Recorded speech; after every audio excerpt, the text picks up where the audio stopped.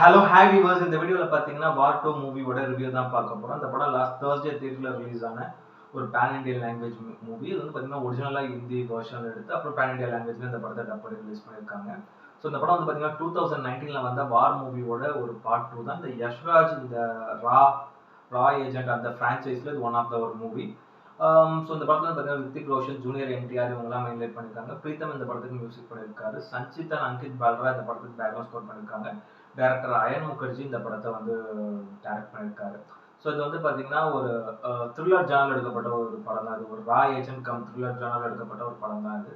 So இந்த படத்தோட கதைன்றது வந்து பார்த்தீங்கன்னா ஸோ இந்தியாவிலே ஒரு பெஸ்ட் ரா ஏஜென்ட்டாக இருக்கார் ரித்திக் ரோஷன். நிறைய மிஷன்ஸ்லாம் வந்து நல்லா சக்ஸஸ்ஃபுல்லாக முடிக்கிறாரு. அவர் வந்து பார்த்தீங்கன்னா அவரோட செஃப்பையே வந்து சுட்டு கொண்டுறாரு ஒரு மர்மமான முறையில். அதுக்கான காரணங்கள் என்னன்றதை கண்டுபிடிக்கிறதுக்காக இவருக்கு அகேன்ஸ்டாக இன்னொரு ஒரு ரா ஏஜென்ட்டை வந்து இந்தியன் டீம் வந்து அனுப்புகிறாங்க. இந்தியா ரா ஏஜென்ட் டீம். அவர் தான் வந்து பார்த்தீங்கன்னா ஜூனியர் என்டிஆர். ஸோ ஃபைனலாக இவர் ஏன் கொன்னாரு, இவருக்கும் அவருக்குமான அந்த ஒரு கனெக்ஷன் என்ன அப்படின்றது தான் அந்த படத்தோட ஒரு நீதி கதை. ஒரு சிம்பிளான ஒரு நீட்டான ஒரு ஒன் லைனர். பட் கதைக்குள்ள நிறைய கதைகள் இருக்குது. ஒரு சிம்பிளான ஒரு ஒன் லைனர். ஸோ இந்த படத்தில் வந்து பார்த்தீங்கன்னா ரித்திக் ரோஷன் அவரோட ஆக்டிங் செம்மையாக இருந்தது. லைக் அந்த ஸ்டன் சீன்ஸாக இருக்கட்டும், அவரோட மேனரிசம், அவரோட பாடி லாங்குவேஜ், அவரோட ஆக்டிங்காக இருக்கட்டும் செம்மையாக இருந்தது. அந்த ஒரு 2019 நம்ம இந்த வார் 1ல பார்த்த அதே ரித்திக் ரோஷன் மாதிரி தான் இருக்காரு 6 வருஷத்துக்கு அப்புறமும். ஸோ ஸ்டன் சீன்ஸ்லாம் பயங்கரமாக அடிச்சு பறக்க விட்டுருக்காரு. ஒவ்வொரு சீனுமே அவரோட ஃப்ரேம், அவரோட அந்த மாசான ஆங்கிள்ஸ் எல்லாமே வந்து ரொம்ப செம்மையாக இருந்தது. அவரோட நடை அது எல்லாமே வந்து பார்த்தீங்கன்னா படத்தில் அவ்வளோ சூப்பராக இருந்தது. ரொம்ப நீட்டாக இருந்த அவரோட பெர்ஃபார்மன்ஸ், அவரோட கேரக்டரும் ரொம்ப சூப்பராக டிசைன் பண்ணியிருந்தாங்க. ரொம்ப நல்லா நீட்டாக நடிச்சிருந்தார் ரித்திக் ரோஷன். அதே மாதிரி வந்து பார்த்தீங்கன்னா ஜூனியர் என்டிஆர் அவர் இந்த படத்துக்கு இந்த இந்த படத்தில் ஒரு மெயின் ரோல் ஒன்று பண்ணியிருக்காரு. ஒரு செகண்ட் ஹீரோ ரோல் மாதிரியே சொல்லலாம். அவரோட சீன்ஸ், அவர் வர சீன்ஸ் எல்லாமே ரொம்ப சூப்பராக இருந்தது. நிறைய 2-3 சீன்ஸ்லாம் ஸ்டன் சீன்ஸ்லாம் ரொம்ப பிரமாதமாக பண்ணியிருக்காரு படத்தில். யூஸ்வலான அவரோட பாடி லாங்குவேஜ் அந்த ஒரு மேனரிசம் எல்லாமே வந்து ரொம்ப நல்லா சூப்பராக ஒர்க் அவுட் ஆயிருந்தது இந்த படத்தில். அவரும் நல்லா நீட்டாக நடிச்சிருந்தாரு. அதே மாதிரி கைரா அத்வானி அவங்க இந்த படத்தில் வந்து ஒரு ஹீரோயினாக ஒரு ரோல் பண்ணியிருக்காங்க. ஒரு முக்கியமான ஒரு கேரக்டர் தான் அவங்களுதுமே. லைக் அவங்க வந்து ஃப்ளாஷ்பேக் போர்ஷன்லையும் வராங்க, ப்ரெசென்ட் போர்ஷன்லையும் வராங்க. அவங்க வந்து பார்த்தீங்கன்னா ரித்திக் ரோஷனுக்கு ஒரு பேர் கைண்ட் ஆஃப் ஒரு ரோல் தான் பண்ணியிருக்காங்க. ரொம்ப நல்லா நீட்டாக இருந்த அவங்க கேரக்டர். அவங்க வந்து பார்த்தீங்கன்னா விங் கமாண்டர் அந்த பொசிஷனில் இருக்க ஒரு ரோல் ஒன்று பண்ணியிருக்காங்க. ரொம்ப நல்லா நீட்டாக இருந்த அவங்க கேரக்டர். அதே மாதிரி அஷ்டோஷ் ராணா அவர் இந்த படத்தில் கொலனலா ஒரு ரோல் பண்ணியிருக்காரு. ஒரு முக்கியமான ஒரு கேரக்டர். ஸோ இந்த படத்தோட கதை ஸ்டார்ட் ஆகுது, அவரோட கேரக்டர் வச்சு தான் ஸ்டார்ட் ஆகுது. அது நல்லா நல்லா நீட்டாகவே அவரும் பண்ணியிருந்தாரு. அதே மாதிரி வந்து பார்த்தீங்கன்னா அனில் கபூர் அவரும் இந்த படத்தில் ரா சீஃபாக பண்ணியிருக்காரு. ஒரு முக்கியமான ஒரு கேரக்டர் அவருதுமே. அவரும் வந்து பார்த்தீங்கன்னா ரொம்ப நல்லா நீட்டாகவே கொடுத்துருந்தாரு. லைக் ஒரு சின்ன கேரக்டர் தான் ரொம்ப நல்லா சூப்பராகவே பண்ணியிருந்தாரு. அதே மாதிரி விஜய் விக்ரம் சிங் அவர் இந்த படத்தில் மிலிட்ரி ஆஃபீஸராக ஒரு ரோல் பண்ணியிருக்காரு.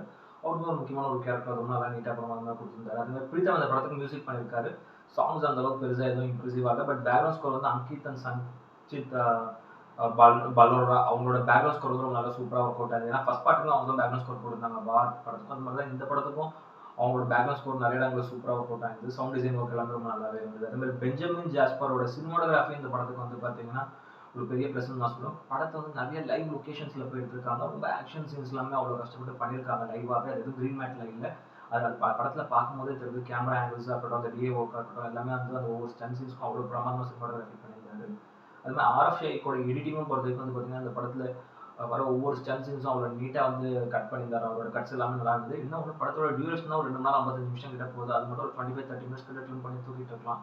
நிறைய வேகான சீன்ஸ் படத்தில் இருக்காது தான் இந்த எடிட்டிங் ஒரு சின்ன மைனஸாக நான் பார்த்தது.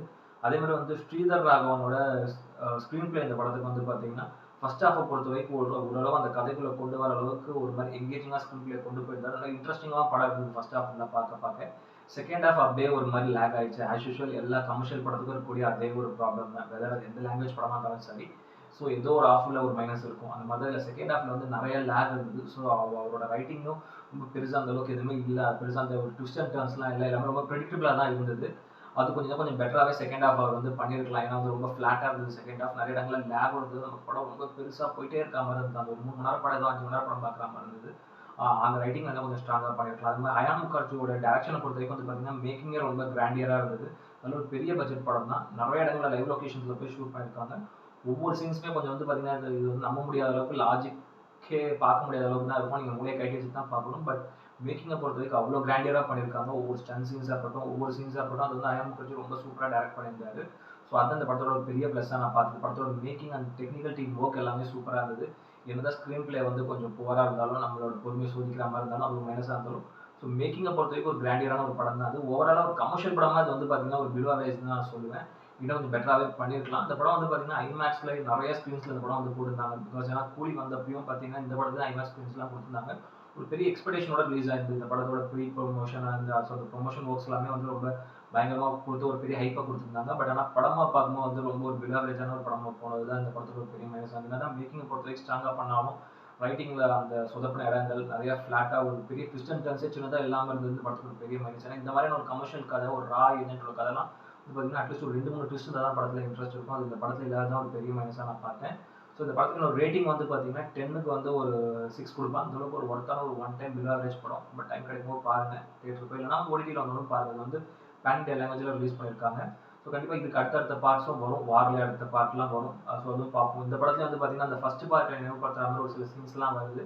அது நீங்க ஃபர்ஸ்ட் பார்ட்ட பார்க்காம கூட இந்த படத்த வந்து ஒரு ஸ்டாண்ட் அலோன் ஃபிலிமா பார்த்தீங்கன்னா கூட உங்களுக்கு புரியும். இது அந்த மாதிரியான ஒரு கமர்ஷியல் கதை தான் இது.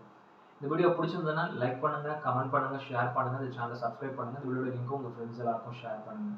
இன்னொரு நல்ல வீடியோல மீட் பண்ணலாம். Okay friends, thank you. Bye.